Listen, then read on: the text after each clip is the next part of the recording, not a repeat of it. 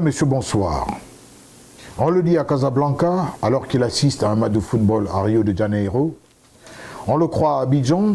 Un de ses collègues vous répond qu'il revient de Hambourg à la fin de la semaine. On a de la peine à le suivre à trace, si ce n'est au fil incandescent de ses articles dans Le Jour ou ses interventions sur les plateaux de télé ou de radio. Il est passionné, incisif et truculent. Il ne laisse personne, mais alors personne indifférent. On l'aime, on ne l'aime pas. Bruno Tagné, puisqu'il s'agit de lui, a assis une réputation qui inspire le respect.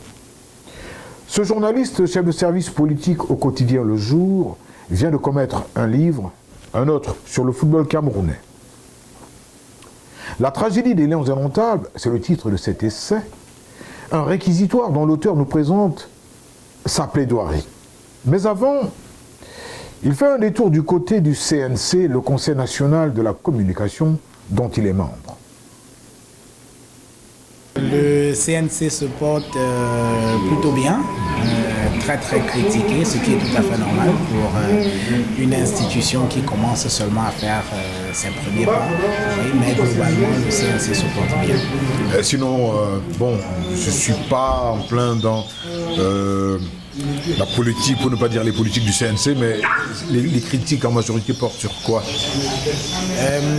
En réalité, la principale critique porte sur les décisions qui sont rendues par le CNC, parce que vous savez que le décret du 23 janvier 2012 qui crée le Conseil national de la communication donne entre autres missions, c'était un organe de régulation, et parmi les missions de régulation, il y a également le pouvoir de sanction qui a été donné au CNC, et donc c'est un pouvoir qui semble lui être contesté par la corporation. Donc les gens n'acceptent toujours pas que le CNC sanctionne des journalistes, qui peut aller des suspensions temporaires jusqu'à 6 mois et même prononcer des suspensions définitives. Donc le CNC effectivement a des pouvoirs assez importants, pour ne pas dire exorbitants.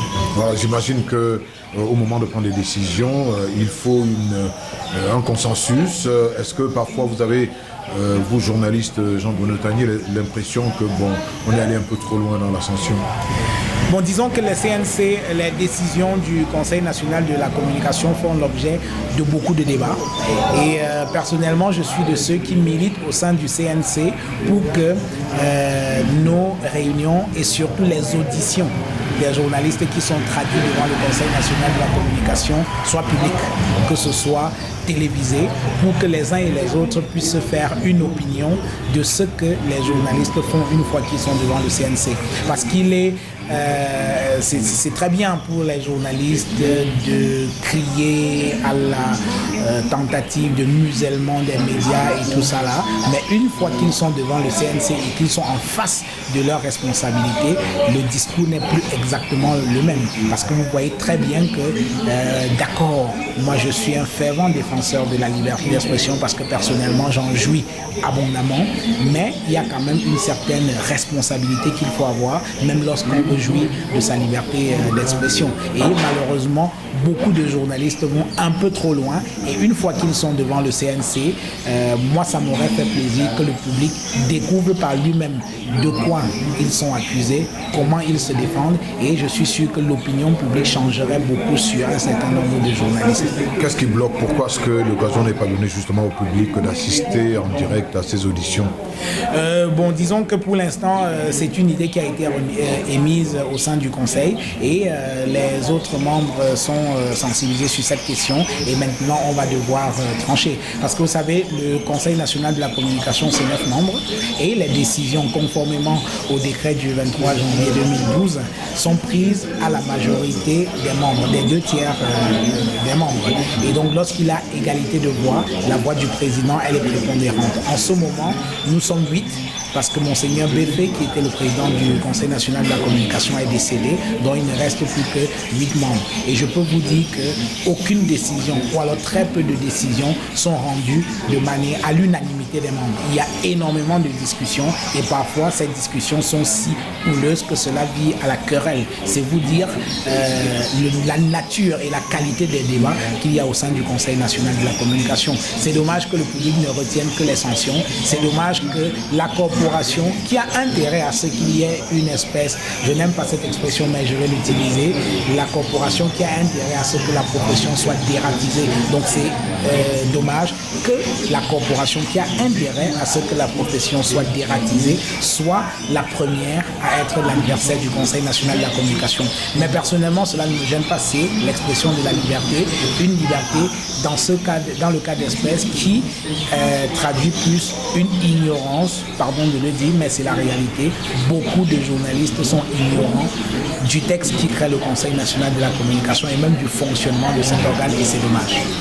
Jean-Bruno Tanier, tantôt vous parliez de discours, et à propos de discours, il y a 4 ans, vous disiez que le Cameroun est un pays sinistré.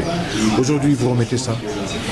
Oui, le Cameroun, c'est un pays sinistré. Moi, je ne sais pas quel est le secteur de la vie publique au Cameroun, ou alors que vous prenez sur le plan social, économique, politique, culturel, tous les secteurs de la société, il n'y en a pas un dont on puisse être fier. Il y a encore quelques temps, on pouvait au moins se contenter du football, mais ça ne va pas. Sur le plan politique, ce n'est pas lisible, c'est le cafouillage total. Sur le plan économique, le chômage gangrène la jeunesse. Les performances économiques du Cameroun, ce n'est pas exactement cela. Même les pays qui sortent de guerre, comme la Côte d'Ivoire, les pays comme l'Angola, ont connu un niveau de croissance qui est tout à fait extraordinaire comparé au Cameroun qui, dit-on, est en paix. Donc voilà, la situation effectivement du Cameroun n'est pas terrible. Et sûr, il y a des injustices sociales à tous les coins de rue, des motifs de soulèvement à tous les coins de rue. Et il y a des fois où je me dis le Cameroun c'est un pays miraculé parce que tout est réuni pour faire un cocktail explosif, mais jusqu'à présent ça reste un peu sourd.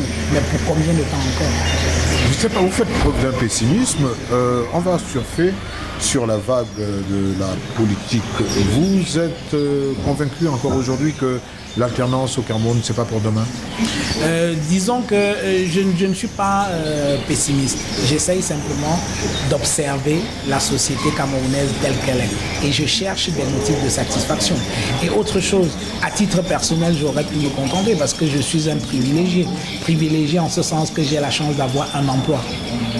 Mais j'habite, je côtoie des gens chaque jour qui se battent pour essayer de vivre, qui travaillent dur mais n'arrivent pas à joindre les deux bouts. Ils sont incapables de payer le loyer pour ceux qui en ont. À 30 ans, les gens habitent encore en famille, pas parce qu'ils sont des fainéants, mais simplement parce que ceux qui dirigent ce pays n'arrivent pas à trouver des formules qui permettraient aux gens d'avoir suffisamment d'emplois, aux gens d'avoir des initiatives. D'accord, on va me dire que les gens peuvent créer eux-mêmes leurs emplois, mais réussir à créer un emploi ou alors réussir à s'auto-employer, il faut qu'il y ait un environnement propice pour ce genre de choses. Or, malheureusement, vous avez regardé le Doing Business, le Cameroun a régressé de 10 rangs et dans tous les autres classements internationaux sur le plan économique. Cela signifie que l'environnement économique au Cameroun est mauvais. Ça, ce sont des faits. On n'a pas besoin d'être pessimiste pour constater ça. Ça, ce sont des faits qui sont têtus. Donc, aujourd'hui, il est difficile de pouvoir faire les affaires au Cameroun parce que la corruption a gangréné le milieu des affaires. Il n'est pas possible pour un entrepreneur d'arriver au Cameroun, d'obtenir un titre foncier dans des délais raisonnables. Ça, ce sont des indicateurs qui sont tout à fait objectifs et qui montrent que malheureusement le pays est sinistré. Donc, au lieu de reprocher aux gens d'être pessimistes, moi je pense qu'il serait de bon ton pour le gouvernement et pour tous ceux qui ont la charge de diriger ce pays de réfléchir à des solutions. Vous savez, quand le dernier classement Doing Business qui met le Cameroun au 178e rang, je crois, dans le Doing Business, quand ce classement il est sorti, moi j'ai entendu les membres du gouvernement et un certain nombre d'affidés crier à reçu le baudet. Moi j'ai trouvé ça complètement irresponsable. Le Doing Business c'est un classement objectif. De toutes les façons, c'est un indicateur qui permet à tous ceux qui veulent aller investir dans un pays de se lancer ou non.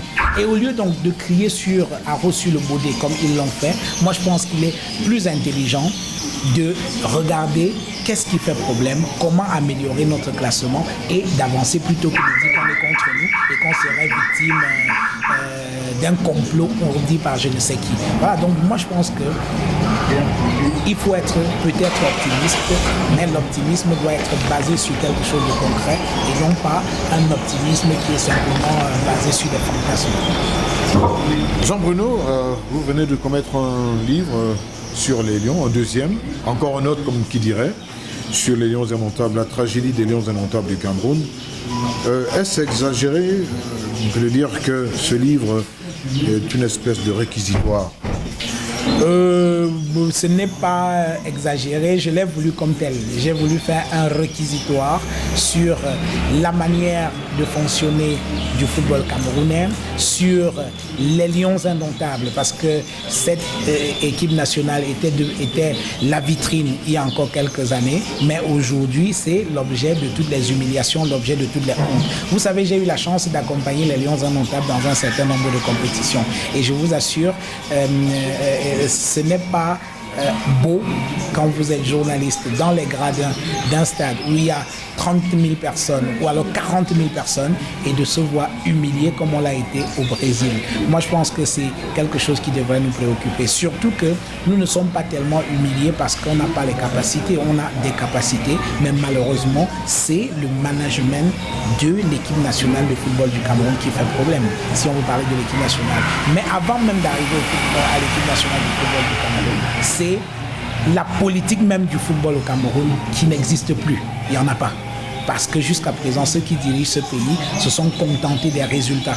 Mais malheureusement, ils n'ont pas fait un travail de fond qui devrait permettre d'obtenir des résultats. Et aujourd'hui, on va d'échec en échec, simplement parce qu'il n'y a pas de vision. Les gens n'ont pas travaillé pour que sur le long terme, on continue d'avoir des résultats. Vous savez, les succès d'hier nous ont profondément ensommeillés, nous ont profondément obnubilés. On n'a pas pensé qu'à un moment donné, ceux qu'on battait hier vont faire des efforts pour essayer de retrouver le bon niveau. Et pendant ce temps, nous avons dormi sur nos lauriers et aujourd'hui, ça coince. Bon, je ne sais pas, en refermant votre livre, j'ai eu comme un sentiment de déjà vu, de déjà entendu. On a tellement parlé de ce football, de cette équipe de Lyon, qu'on ne sait plus par où sortir. Et je me dis, vous vous attendez à quoi quand vous écrivez ? Il ne faut justement pas s'arrêter d'écrire. Je pense que l'histoire nous jugera. Parce que dans 20 ans, dans 30 ans, quand les gens vont observer ce qu'est devenu notre football en espérant qu'il changera, ou alors s'il reste toujours dans la même situation d'aujourd'hui, on va nous interroger, nous qui sommes journalistes. Où étiez-vous pendant que ce football-là fonctionnait de cette manière? Qu'avez-vous fait? Je vais sortir les ouvrages que j'ai dit pour dire, écoutez, moi j'ai fait ce que j'avais à faire en tant que journaliste, c'est-à-dire de mettre le doigt sur la plaie, de toucher et de taper là où ça fait mal, que ça plaise ou non, mais je le fais parce qu'il est de ma responsabilité en tant que journaliste de dire ce que j'ai vu, de dire ce que j'ai entendu. Je pense que c'est le moins que l'on puisse faire.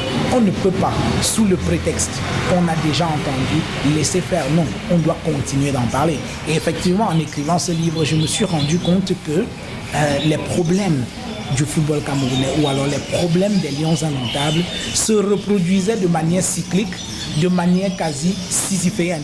Et moi, je me suis dit, c'est parce qu'on n'a pas suffisamment insisté. C'est parce qu'on n'a pas été suffisamment rude. C'est parce qu'on n'a pas été suffisamment véhément dans la manière de dénoncer ce qui se fait dans le fonctionnement du football camerounais. Parce qu'à un moment donné, ils vont être obligés d'écouter, j'en ai la conviction.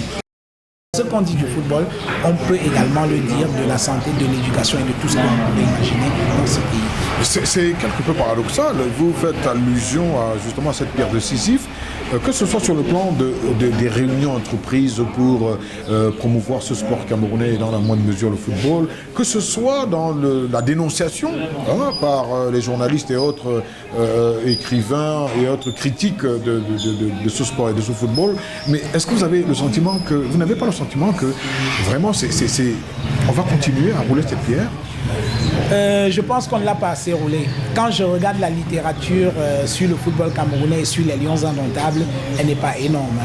Elle n'est pas énorme. Quand vous regardez, il y a Maître Charles Nguini qui est aujourd'hui à la Fédération camerounaise de football qui a écrit un livre sur les lions indomptables. J'oublie un peu le titre. Charles Ateba Yene a écrit, j'ai écrit, Jean Lambert a écrit, Joseph Antoine Bell a fait sa biographie, Junior a fait. Mais en réalité, c'est la nature de ces ouvrages diffèrent. Si on prend le livre de Jean Lambernan qui dénonce, qui est assez violent, qui est assez incisif, on prend le mien, je pense, vous me démentirez peut-être, qu'il est assez incisif lui aussi, mais il n'y en a pas beaucoup qui sont comme ça. Les gens se contentent peut-être de raconter leur expérience et leurs droits, mais je pense qu'il faut multiplier des ouvrages qui sont incisifs, qui essayent de toucher les différents... là où il y a des problèmes, qui essayent de les identifier. Je pense que si on multiplie des ouvrages comme ça, là, le public va se rendre compte que cette affaire-là ne peut plus continuer comme ça. Mais Jean-Bruno, toutes ces réunions justement organisées, d'ailleurs on les retrouve dans votre livre sur la recherche des solutions en vue de redresser notre football, mais c'est des milliers de pages. Oui, disons que si on veut parler des réunions au Cameroun, des séminaires, on en fait beaucoup, et dans tous les domaines. Il y a des séminaires chaque jour à Yaoundé, dans tous les domaines. Mais ce n'est pas mauvais en soi. Mais qu'est-ce qu'on fait des résultats de ces séminaires? Je suis d'accord avec vous, par exemple, sur le football. En 2010, j'en parle dans le livre, on a organisé les États généraux du sport, on a organisé le forum sur le football, qui était absolument magnifique. J'y ai pas pris part, mais en tant qu'observateur, j'ai observé, j'ai regardé comment tout cela s'est déroulé. C'est la plus grande réflexion de fond qui ait jamais existé dans ce pays sur la relance du football et sur la relance du sport en général. Mais les résolutions ont été prises? Il y a eu des projets de texte qui avaient été signés pour retrocéder en quelque sorte l'équipe nationale de football du Cameroun à la Fédération camerounaise de football, parce qu'à un moment donné, il y avait un bicéphalisme de fait dans la gestion de l'équipe nationale. On ne savait pas qui du ministère des Sports ou de la Fédération devait répondre des résultats ou alors des bons résultats ou alors des échecs. Donc en 2010, on a proposé un décret au président de la République. Le texte est rédigé, je l'ai, au chef de l'État pour qu'il soit promulgué. Qu'est-ce qu'il est devenu ce texte? Il est allé mourir dans les tiroirs de la présidence de la République. Vous voulez qu'on fasse quoi?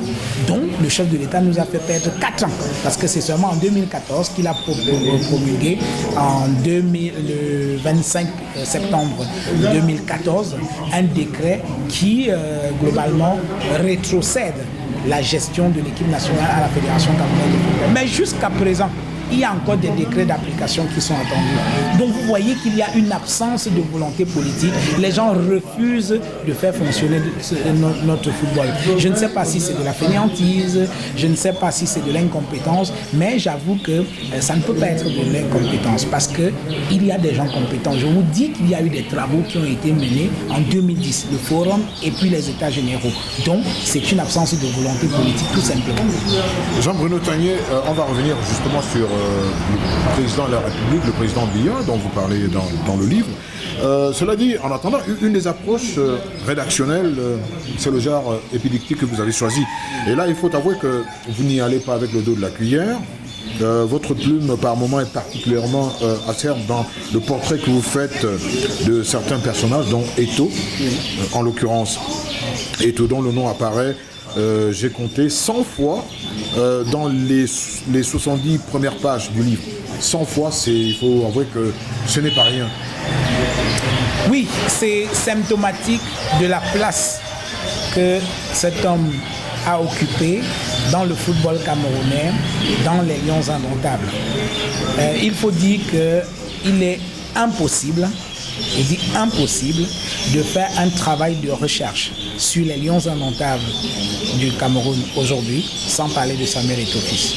Sauf si vous voulez faire un travail bâclé, sauf si vous voulez faire quelque chose de léger. Parce que pendant pratiquement 15 ans, il a marqué l'équipe nationale de football du Cameroun, en bien et en mal, malheureusement. En bien parce qu'à ce jour, il reste le meilleur buteur de l'histoire des Lions indomptables, le meilleur buteur de l'histoire de la Coupe d'Afrique des Nations. Il a irradié de son extraordinaire talent l'équipe nationale de football du Cameroun. Et personnellement, je suis convaincu qu'il nous faudra du temps pour trouver un autre joueur comme Samuel Eto'o-Fils. Ça va être extrêmement difficile parce que des génies de son espèce ne court pas les rues. De toutes les manières, on n'en a pas dans un pays tout le temps. Jusqu'à présent, le bon Dieu nous a gratifié de Roger Mila. Maintenant, c'est Samuel Eto'o. Et le prochain, j'espère que je serai encore en vie quand on le découvrira. Ça, c'est Eto'o le footballeur. Mais malheureusement, il y a eu un autre Samuel Eto'o qui était mégalomane, un peu vaniteux, prétentieux, arrogant, manipulateur. Et c'est cet autre Eto'o qui est tout à fait détestable. Parce que malheureusement, il a fait beaucoup de bien au football camerounais, mais beaucoup de mal aussi. Et il est important qu'on le sache. L'objectif, c'est quoi? C'est pour que plus jamais on ait ça dans l'équipe nationale de football du Cameroun. À sa décharge, je montre que le Cameroun ne s'est pas montré à la hauteur d'un footballeur de son niveau. Un gars qui est extrêmement riche, je pense qu'il y a une manière de le gérer. Et c'est la première fois qu'on avait un joueur de ce niveau-là, parce que Roger Mila, c'était tout à fait un débrouillard quand s'il faut parler financièrement parlant, mais en termes de talent, je pense qu'il est phénoménal. Mais financièrement, Roger Mila n'était rien du tout. Donc, moi, j'ai discuté avec un ancien ministre des Sports qui m'a dit, je peux le citer, c'est Mbombo Njoya, qui m'a fait l'amitié de me recevoir quand je préparais ce livre. Et il m'a raconté qu'à l'époque où il était ministre des Sports, tous ces joueurs venaient signer un engagement devant lui. Un engagement comme quoi il devait respecter la discipline, respecter le règlement et tout et tout. Et il me dit, chaque fois qu'on nomme des ministres aujourd'hui, ils viennent me voir, monsieur le ministre, majesté, comment je peux faire pour être un bon ministre des Sports? Il me dit, mais monsieur le ministre, si je vous le dis, vous ne me croirez pas et vous allez mourir de rire. À l'époque, moi je donnais des ordres à ces enfants-là, ils les écoutaient, Milabel et tout ce que vous voyez là, ils m'écoutaient. Mais aujourd'hui, ce n'est pas possible. Le dernier de ces joueurs-là touche 10 fois plus que vous. Donc, il faut trouver une nouvelle manière de leur parler.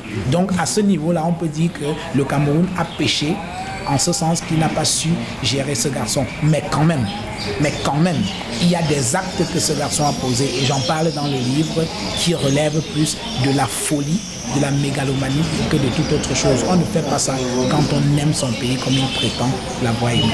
Oui, la peinture que vous faites de Samuel Eto'o vous amène à dire qu'après son départ, pratiquement 90% des problèmes des Lions sont résolus. Vous croyez encore à ça aujourd'hui? Oui, et je maintiens ce que j'ai dit. Il semble que ça fait couler beaucoup d'encre et de salive. Je répète ce que j'ai dit et je le maintiens. 90% de problèmes de vestiaire des Lions indomptables ont été résolus par la mise à l'écart de Samuel Eto'o. 90%. Et je maintiens cela, ce sont des faits. Nous avons été dernièrement à la Coupe d'Afrique des Nations sans lui. Il n'y a pas eu de problème, de gros problèmes dans les vestiaires. Les problèmes ont été fantasmés justement par un certain nombre de journalistes qui sont à la solde de Samuel Eto'o, qui avaient intérêt à donner l'impression que depuis son départ, rien n'a changé. Mais c'est faux. On a prétendu que Stéphane Biya a bagarré avec Clinton J. C'est faux. On a prétendu que les joueurs ont fait une grève et tout ça. C'est absolument faux. Tous ces problèmes ont été fantasmés. La preuve, aucun média sérieux au Cameroun n'en a parlé. Vous l'avez lu où? Sur un site internet qui est très proche de Samuel Eto'o, qui s'appelle Mboa Football, donc il n'est pas du tout crédible. Et vous allez écouter également sur une chaîne de radio dont il est le principal financier. Mais prenez les archives des journaux camerounais. Vous prenez Mutation, vous prenez Le Jour, vous prenez Cameroun Tribune, vous prenez Le Messager, vous prenez tous les médias sérieux. Aucun d'eux ne va vous décrire les crises qu'il y avait au sein de cette équipe nationale pendant cette dernière Coupe d'Afrique des Nations où on est allé sans Eto'o. Or, pendant Eto'o, qui a fait Marrakech Gate? C'est Eto'o, j'en parle dans le livre. Qui est-ce qui à chaque fois rappelé à tel joueur, tant que je suis là, tu ne joueras plus? C'est Eto'o. Les témoignages des joueurs sont là. Donc ce sont des faits et moi j'en parle. Je prends le risque d'en parler parce qu'on peut me jeter tous les anathèmes qu'on veut, mais je prends le risque d'en parler parce qu'il est important que les gens sachent ce que ce garçon a fait. Il a beaucoup fait pour l'équipe de Cameroun, mais il a tué toute l'œuvre qu'il a réalisée au sein de cette équipe pendant près d'une quinzaine d'années par son côté un peu mégalomane. Il faut le savoir. Une petite anecdote pour ceux qui n'ont pas encore lu le livre. Vous imaginez, on est en plein regroupement en Bankomo. On prépare le match contre la Libye, éliminatoire pour la Coupe du Monde de 2014. Samuel Eto'o a un gendarme qui le suit partout comme un chien. un gendarme qui lui sert de garde du corps en plein regroupement de l'équipe nationale du Cameroun. Quand il va dans sa chambre, le gendarme est derrière, il est devant sa porte. Quand il a besoin du coach, il envoie le gendarme appeler le coach pour qu'il vienne dans sa chambre. Quand il faut manger, il ne mange pas avec ses coéquipiers, il ne porte pas les mêmes maillots que ses coéquipiers, soit disant que Iya Mohamed et sa bande veulent l'empoisonner, vous imaginez. Et à un moment donné, c'est insupportable, le coach n'en peut plus. Il se plaint chez le ministre qui est impuissant, il se plaint aux responsables de la Fédération camerounaise de football qui sont également impuissants, et comment ils gèrent ce genre de situation. Un jour, Assou Ekoto, lui aussi, n'était pas tellement indiscipliné, mais il a des problèmes avec la nourriture. Il aime des frites.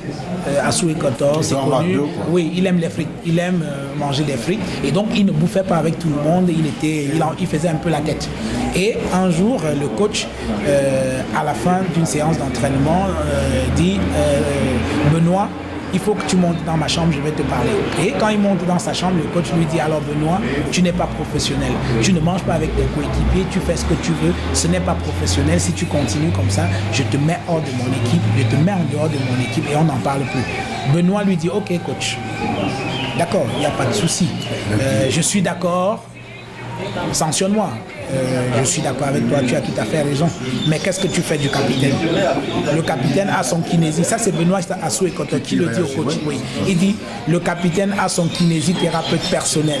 Le capitaine a un gendarme qui le suit partout. Là. Il a un bodyguard personnel. Le capitaine ne mange pas avec nous. Il ne porte pas les mêmes maillots que nous. Ok, sanctionne le capitaine et tu me sanctionnes aussi, ce sera justice. Vous voyez? Oui, dans le livre, vous parlez de ces journalistes aux ordres et vous faites allusion à une intervention d'un journaliste qui disait au coach que la majorité des Camerounais en voulaient au coach et qu'au lendemain du match contre je sais plus, à Côte d'Ivoire, est-ce que le coach était prêt à partir ou à accepter une démission? Et vous êtes assez dur avec ce journaliste. Oui, disons que s'il avait dit gentiment, comme vous le dites là, ce serait très bien. Mais moi, j'ai été choqué en tant que journaliste camerounais parce que cette question qui avait été posée d'une manière tout à fait sauvage, brutale, a fait le tour des médias occidentaux. Canal+ a fait une émission spéciale là-dessus pour parler de la véhémence des journalistes camerounais. Je dis non. Ce n'est pas les journalistes camerounais. Ce n'est pas les journalistes camerounais. C'est un individu qui s'est comporté en mercenaire et qui est venu à la compétition pour ça. Je sais de quoi je parle. Ils ont été mis en mission pour essayer de déstabiliser l'entraîneur parce que dans la galaxie Eto'o, on n'a jamais supporté Volker Finke parce qu'effectivement, c'est Volker Finke qui a contribué à ce qu'on le chasse de l'équipe nationale. Oui, Jean-Bruno, oui. Là je vous arrête. Oui, je vous arrête pour une minute parce que nous sommes en page 18. Oui. Vous dites que le mot détester est très dur. Bon, d'une certaine véhémence, comme vous dites, mais en page 60, vous reprenez un peu ce que ce journaliste a dit en affirmant qu'effectivement, la majorité des Camerounais n'aimaient pas. Oui, donc vous dites pratiquement la même chose. Oui, mais pas détester. Vous savez, le poids des mots. Le poids des mots. Et le journalisme, c'est un métier qui est assez élégant. On peut être tout à fait dur, on peut être tout à fait incisif, mais en restant élégant, en restant correct. Moi, j'ai vu des conférences de presse où on dit « Coach, est-ce que vous allez démissionner ?» Mais vous ne pouvez pas dire « Coach ». Vous savez que tous les Camerounais vous détestent. C'est le résultat de quelle étude? Moi, je suis Camerounais, je ne le déteste pas. Je ne l'apprécie peut-être pas, mais je ne le déteste pas parce que là, nous parlons du football, nous parlons du sport. Et le mot détester n'a rien à voir dans le sport. Moi, c'est ce qui me choque. Et ce qui me choque également, c'est qu'on attribue cette manière tout à fait villageoise de faire aux journalistes camerounais. Je crois être un journaliste camerounais, mais il ne me viendrait jamais à l'idée de cracher au nez de quelqu'un que je le déteste. Jean Lamberlan, c'est un journaliste tout à fait incisif, mais il n'a jamais dit à quelqu'un qu'on le déteste. Alain Bélibi, c'est un intervieweur hors pair, mais il reste tout à fait élégant, il reste courtois. C'est tout ce que je veux. Mais malheureusement, Ces journalistes-là, ce sont des mercenaires qui ont été mis en mission pour faire justement ce travail-là. Ils étaient dans leur rôle et ce n'était pas la première fois. C'est pour cela que j'ai tenu à le relever. Je vous ai dit tout à l'heure que l'objectif d'un certain nombre d'étolâtres, c'était de montrer que le départ d'Eto n'a fondamentalement rien changé dans l'équipe nationale. Or, c'est faux. Son départ a changé quelque chose. Son départ a changé quelque chose en termes de relations entre les joueurs. Les joueurs se respectent. Vous avez vu le discours de Stéphane Bia. Stéphane Bia a du respect pour son sélectionneur. Il ne parle même plus de sélectionneur ou de coach. Il parle de lui, du manager. Vous voyez, ça veut dire que le discours a changé. L'époque d'un type qui était omniscient, qui terrorisait ses coéquipiers, qui pensait qu'il pouvait régenter tout est passé. Aujourd'hui, on a un entraîneur qui écoute son sélectionneur, qui écoute ce que disent les autorités, que ce soit le ministre des Sports ou alors les responsables de la Fédération camerounaise de football, sans être faible pour autant. Parce que je vous rappelle que pour aller à la Coupe du Monde, Stéphane Bia, Aboubakar Vincent et Choupo-Moting, ce sont eux qui ont négocié la question des primes. Et les informations que j'ai, c'est que ce ne sont pas de petits négociateurs. Vous voyez, donc on peut obtenir un certain nombre de choses sans pour autant être mégalomane, sans donner l'impression qu'on va essayer de régenter tout. Jean-Bruno Tanier, votre livre que je trouve très intéressant, je l'ai lu sous plusieurs dimensions. Il y a la dimension du lecteur qui s'occupe de la chose sportive au Cameroun, mais en même temps, j'ai eu comme une lecture politique de cette affaire. C'est-à-dire que quelque part, vous surfez sur la vague du politique et de la politique. Je vais vous prendre quelques exemples. Ces joueurs de l'équipe nationale, ces anciens joueurs que Samuel Eto'o rencontre pour aller à l'encontre de la FECAFOOT, créer une FECAFOOT avec une équipe d'anciens Lions indomptables. Les gars s'entendent, mais au niveau, dès qu'ils arrivent à une réunion au service du Premier ministre, il y a comme des histoires. Cela me fait penser bizarrement aux années 90 avec l'opposition politique camerounaise qui s'entend entre guillemets et à la dernière minute, on assiste à une débandade. Alors je suis content que vous ayez observé cela parce que mon livre, ce n'est pas le livre d'un journaliste sportif. Moi, j'ai été journaliste sportif, mais je ne le suis plus. Donc j'observe cette chose-là de loin et c'est pour ça que j'ai le recul et le détachement nécessaire qui me permet de toucher un certain nombre de choses que les journalistes sportifs, encore en exercice, sauf erreur de ma part, il leur serait difficile de toucher un certain nombre de choses parce qu'il touchera des intérêts qui vont forcément avoir un impact sur leur manière de travailler. Donc le fait que je sois aujourd'hui journaliste politique, c'est-à-dire détaché de ce qui concerne le sport, me donne un peu plus, je veux dire, de pouvoir, de courage pour toucher un certain nombre de choses. Et il y a également la dimension analytique que je donne à un certain nombre de choses dans cet ouvrage-là qui tient de ma casquette de journaliste politique parce que je ne regarde pas les choses uniquement sous la lunette du football. Non, il y a également cette dimension politique et c'est pour ça que je consacre un chapitre au chef de l'État dans lequel je dis Paul Biya peut-il mettre fin à la chienlit. Ça c'est vraiment de la politique, mais là, la politique qui a trait au football, au sport globalement. Et pour revenir à votre question je pense que les anciens Lions indomptables ont profondément déçu et ils sont également une partie des problèmes des Lions indomptables aujourd'hui. Il y en a très peu qui prennent la parole pour dire des choses qui peuvent aller dans le sens de construire l'équipe nationale de football du Cameroun. Quand ils prennent la parole, c'est pour diviser, c'est pour demander la tête de tel sélectionneur et tout. Je ne vais pas vous le cacher, Roger Mila par exemple. Je ne me souviens pas de la dernière fois où Roger Mila a dit quelque chose de positif sur un entraîneur. Le seul entraîneur qui a trouvé grâce à ses yeux s'appelle Jean-Paul Macron. Voilà. Donc, à ce niveau-là, sa parole ne pèse plus. Or, pour ce qu'il a été, pour ce qu'il est ambassadeur itinérant, donc il devrait être l'un des collaborateurs du chef de l'État, l'une des oreilles du chef de l'État en matière de football, parce qu'au moins il s'y connaît. Mais aujourd'hui, sa parole s'est banalisée à cause de ses déclarations intempestives instinctive et parfois pas très réfléchie malheureusement. Et c'est pour cela qu'il est difficile pour les anciens Lions de parler de la même voix. Quand on revient de la Coupe du Monde, j'ai eu un entretien avec Samuel Eto'o qui ambitionnait de fédérer les anciens Lions indomptables pour qu'ils prennent la Fédération camerounaise de football. Et il m'a confié qu'il avait un faible pour Joseph-Antoine Bell. Il m'a dit Joseph-Antoine Bell est de loin le plus intelligent de tous. Mais il est futé, Eto'o. Il m'a dit il est intelligent, mais le pouvoir ne l'aime pas. Mais les autres anciens Lions ne l'aiment pas, on ne l'apprécie pas. Et cela s'est vérifié par la suite, parce que dès qu'il y a eu les premières réunions, ils étaient tous divisés. Roger Mila ne s'entendait pas avec Bell, Mabouang ne voulait pas sentir Bell, Roger Mila estimait que Mabouang n'a même pas la légitimité de parler des Lions indomptables parce qu'il ne l'a presque pas été. David Mayebi, c'est à peine si Samuel Eto'o même n'acceptait pas qu'il prenne part à ces réunions parce qu'il ne le considère pas comme un ancien Lion et tout ça. Donc ils étaient tellement divisés. Quand ils arrivent chez le Premier ministre pour les auditions qui avaient été prescrites par le chef de l'État, ils se sont humiliés parce qu'ils étaient tous divisés. Quand Michel était considéré comme un traître, Mabouan, ainsi de suite. Donc c'était c'était tout sauf un bloc uni par la même vision, par le même amour qu'ils disent avoir pour le football, mais en réalité ils n'aiment que l'argent du football et les petits avantages qu'ils veulent tirer de ce football-là. Et je sais de quoi j'en parle, j'ai donné des éléments dans le livre. Ils ont bouffé près de 350 millions de francs CFA à Samuel Eto'o. J'en parle dans le livre parce qu'Eto'o a financé un truc qui s'appelait le comité pour le redressement du football camerounais, à l'époque qui ambitionnait de chasser Ia Mohamed à la FECAFOOT, et Eto'o a saigné. Il a mis près de 350 millions de francs sur la balance. Ils ont bouffé cet argent, ils n'ont rien foutu du tout.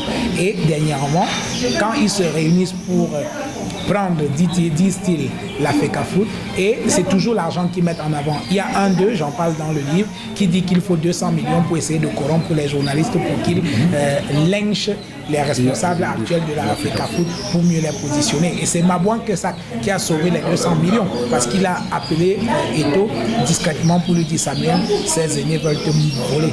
Moi, je ne vis pas au Cameroun, mais chaque fois que je viens dans ce pays, je n'ai jamais payé 5 francs pour être interviewé par un journaliste. Est-ce que Bell a besoin d'être payé pour être interviewé par un journaliste? Non. Est-ce que Roger a besoin d'être payé pour être interviewé par un journaliste? Non.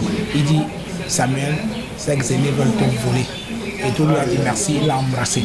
Voilà, donc c'est des gens, je ne suis pas sûr qu'ils aiment vraiment le football camerounais.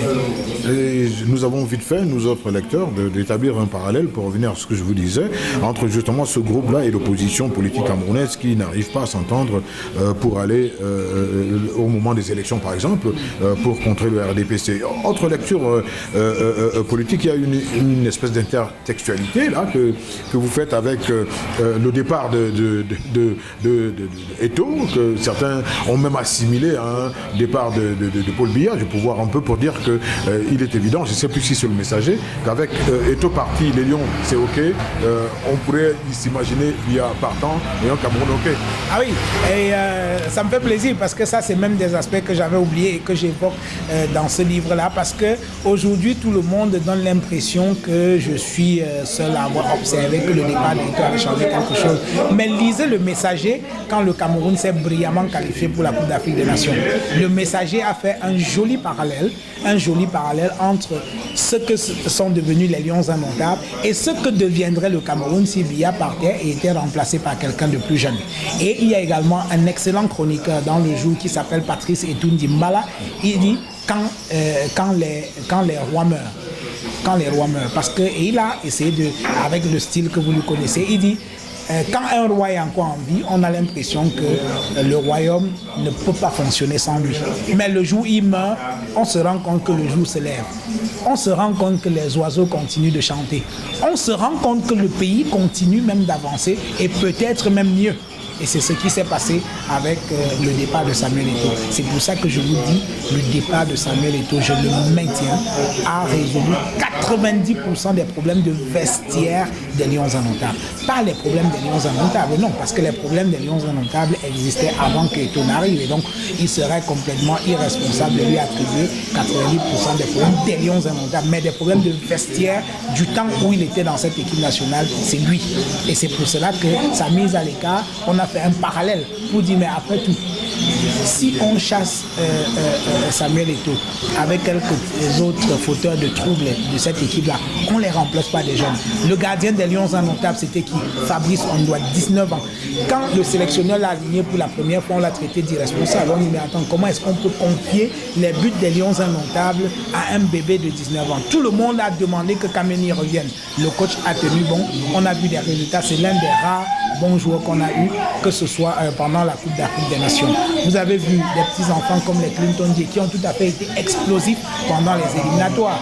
Et le sélectionneur a commis la bêtise de changer l'équipe qui lui a permis de se qualifier pour la Coupe d'Afrique des Nations. Ça, c'est sa plus grande faute pendant cette compétition. C'est tout à fait paradoxal. Je ne sais pas quelle mouche a bien pu le piquer. Donc, il ne faut pas que les gens aient peur. Parce que ce qui me tue dans ce pays, c'est que les Camerounais ont peur du changement. Les Camerounais n'aiment pas le changement. Les Camerounais, c'est des conservateurs. C'est même des réactionnaires. Beaucoup de Camerounais sont des réactionnaires. Les gens ont peur du changement.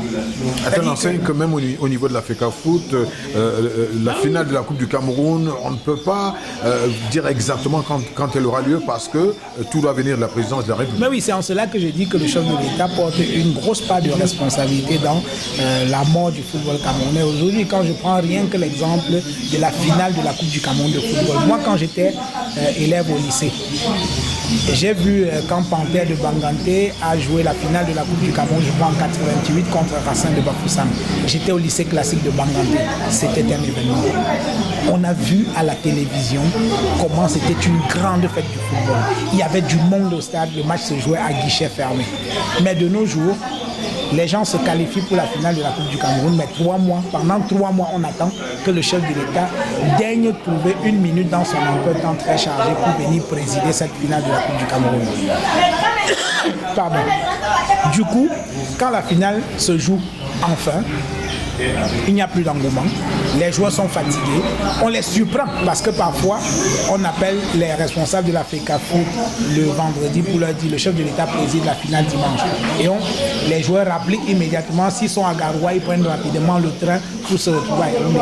Est-ce qu'on peut faire un bon spectacle dans ces conditions-là?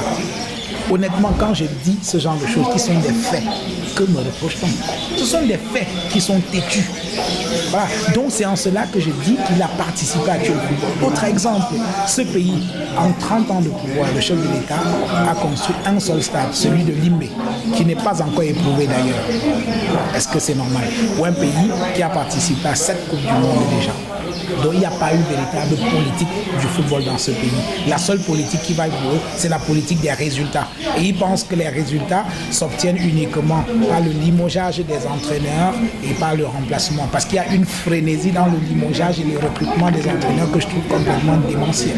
On va sortir par la préface de Jean-Pierre Tokoto, une très bonne préface. Mais Jean-Pierre Tokoto qui affirme que votre livre, en même temps que vous jetez un regard critique sur le football et la fédération, vous proposez des solutions. Je n'en ai pas beaucoup vu. Alors maintenant que vous avez l'opportunité de nous en parler, après ce tableau quelque peu sombre, quelles sont les portes de sortie? Personnellement, avec mon éditeur, effectivement, il avait prévu que je fasse un chapitre solution. Mais j'ai trouvé ça prétentieux et contre-productif. Parce que je ne suis pas sûr que j'ai les capacités qui me permettent de dire voici les solutions qu'il faut apporter pour que le football camerounais se relève. Non, un seul individu à lui tout seul ne peut pas le faire. Ça va être un magicien. Je pense qu'il faudrait qu'on fasse une chose simple, qu'on s'entende d'abord sur le diagnostic. Parce que si on n'est même pas d'accord sur le diagnostic que je fais de la situation de ce football-là, on va continuer à tourner en rond. Parce que si, après un livre de 318 pages, tout ce qui intéresse les gens, c'est de dire non, il a parlé de Samuel Eto'o. Pourquoi on ne doit pas parler de Samuel Eto'o? Pourquoi ne doit-on pas se parler de Samuel Eto'o?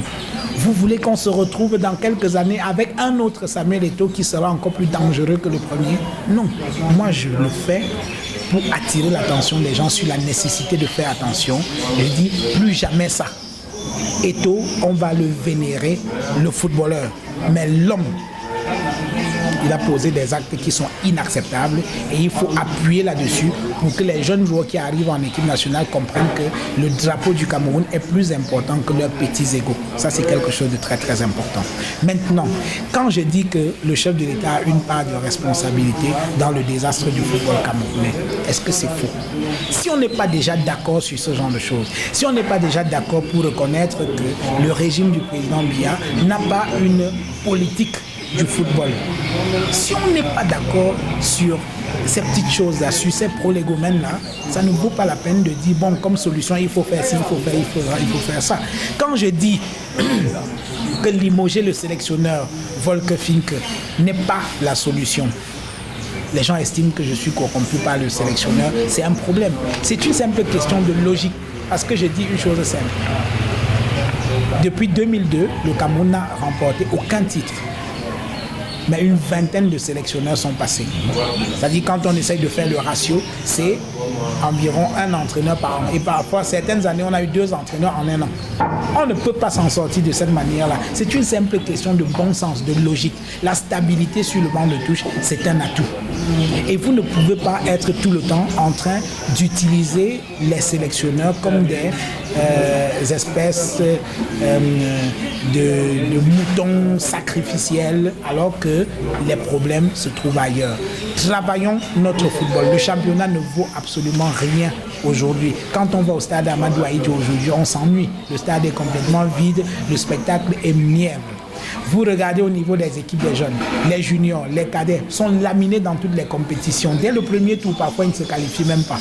Le championnat d'Afrique des Nations consacré aux équipes qui jouent sur le plan local. Le Cameroun n'a jamais réussi à franchir le premier tour. La première édition, on n'était même pas qualifié. Voilà les problèmes réels de notre football. Et tant qu'on ne les a pas résolus, on ne peut pas croire que les Lions indomptables vont faire des miracles quand toute la chaîne est complètement pourrie. C'est ça le problème. Jean-Bruno Tanier, et demain, le Cameroun? Moi, j'ai espoir qu'un jour, ce pays changera, que des gens patriotes vont prendre le pouvoir bon, quand je dis prendre le pouvoir, enfin, vont diriger ce pays, que les gens vont occuper des fonctions parce qu'ils sont compétents, parce qu'ils ont quelque chose à apporter à ce pays et non pour leur filiation ou pour leurs origines.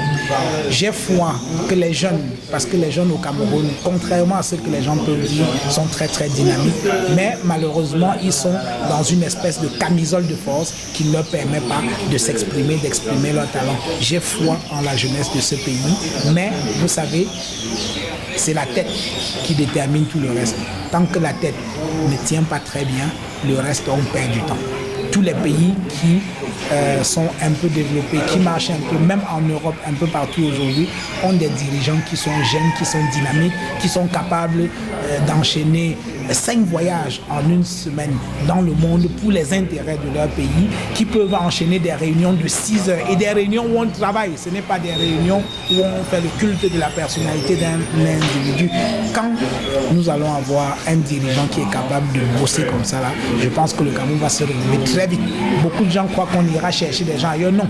Les Camerounais sont extrêmement compétents et beaucoup dans la diaspora. Il y a une diaspora qui est très dynamique, qui est entreprenante, volontaire, mais la manière dont les choses fonctionnent aujourd'hui n'est pas de nature à pouvoir les amener à rentrer ou prêter leur talent à ce pays. L'environnement des affaires est mauvais, on ne peut pas dire le contraire. Moi, j'ai rencontré une fois, j'étais allé en France, un Camerounais qui voulait venir investir ici. Et il a pris mon contact. Quand il est arrivé ici, j'ai essayé de lui donner quelques contacts et tout. Au bout d'1 mois, il n'avait pas bougé. Il essayait d'obtenir un titre foncier sur un vaste terrain au niveau de Mfou, parce qu'il voulait faire des logements. Et en 1 mois, il n'a même pas réussi à obtenir un seul papier. Parce qu'à tel point, on dit, ah oui, vous qui vivez en France, là, vous avez beaucoup d'argent donné pour nous et tout ça. Donc, vous voyez un fonctionnaire qui dit clairement, si vous ne donnez pas ma part, rien ne passe. Ça, ce sont les réalités de ce pays dont il faut parler. Il n'y a pas que ça, il y a beaucoup de gens qui font des efforts, mais malheureusement, on dit, une seule dent a pourri toute la bouche.